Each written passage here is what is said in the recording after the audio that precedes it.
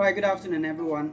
Over the last 2 weeks, I've read two main books. I've read more than two books, but I have not finished all of them.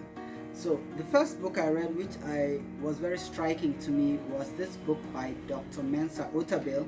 It's called Wisdom, the Foundation and Law of God's World. And it's a book with about, I think it's 12, 13, 9 chapters, and just a little below 200 pages. That's about 166 pages.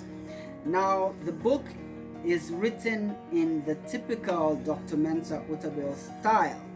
If you've listened to him before, you realize that he speaks very deliberately. He speaks one line at a time. He teaches.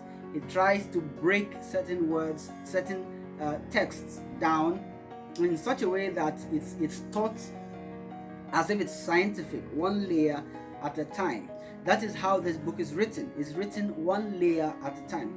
And one of the things that struck me about the book is the fact that Dr. Otabil could take a verse in the book of Proverbs. Most of the content here is from Proverbs and from Solomon and from some other wisdom books. He takes a verse and he breaks it down into like bullet points. It's almost like he's doing a presentation with a single verse, and it makes a lot of meaning. And it's so awesome because it's like it just layers the knowledge. He places the knowledge one layer at a time in your mind as you read the book. He develops the thought very carefully until he drives home his points in each of the 9 chapters in this book. I would pick a few parts of the book. For example, he starts with trying to describe wisdom. What is wisdom? What are the dimensions of wisdom, the functions of wisdom, the 3 types of wisdom, and all that? And he talks about the spiritual dimension, the mental, the governmental. And when he talks about the governmental, it's interesting because he goes down to the family unit. Our ability to actually rule our households is a function of wisdom, and that's why he subtitles the book the Foundation and Law of God's World. Everything about the world, our progress, our ability to make impact in this world is founded on our ability to use wisdom, to apply knowledge accurately. And I like the way in chapter 2, he focuses on Christ being the wisdom of God and the power of God. He focuses on how God manifested Christ into this world and defeated all the wisdom of the dark forces, and something that appeared foolish or appears foolish to us. Why should dying on the cross be the means to our salvation? He explores that, and layer upon layer describes to us how God demonstrated his wisdom in the incarnation of Christ. In chapter 3, it talks about where wisdom is found, and this is another very profound aspect of the book, where he takes a verse in the book of Proverbs and describes that wisdom can be found in the highway, at the crossroads, at the city gate, and all that. Places where wisdom can be found.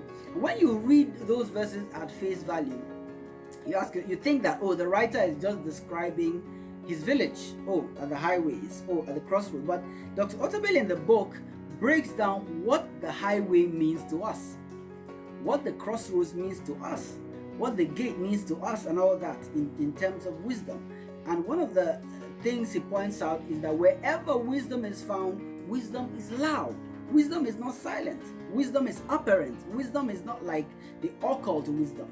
Is like God is telling us that wisdom is actually yelling at the crossroads for anyone who is willing to embrace wisdom, to take a hold of it. And that, I believe that was from Proverbs chapter 8.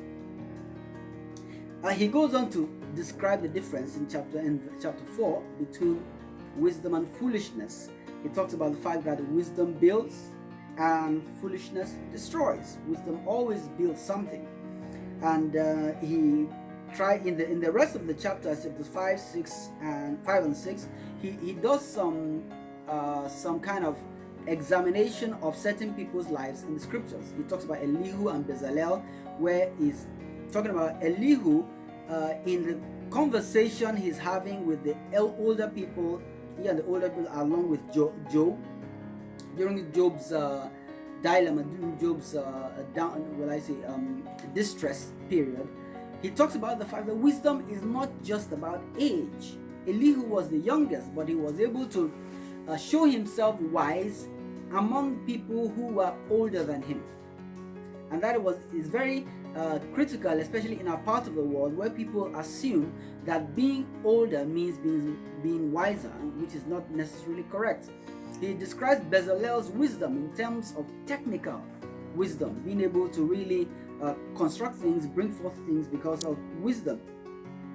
In the case of Solomon, he describes what he calls 7 demonstrations of Solomon's wisdom. And I particularly like how he delves into the story of the 2 prostitutes who are struggling for a child.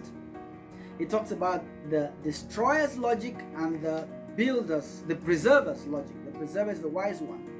The destroyer says, if I can't have something, nobody should have it. And that was the opinion or the disposition of the woman whose child was dead. But the preserver's logic accepts that, okay, if I can't have it, let it remain preserved. Let the other person have it. And that is an incredible insight that I got from that story. And the fact that the women, the way he articulates the behavior of each of the prostitutes, highlighting wisdom and foolishness. For example, a foolish person is not conscious of his environment. The foolish woman wasn't conscious, and that is why she even killed her child while sleeping. The wise woman was able to do 2 levels of examination.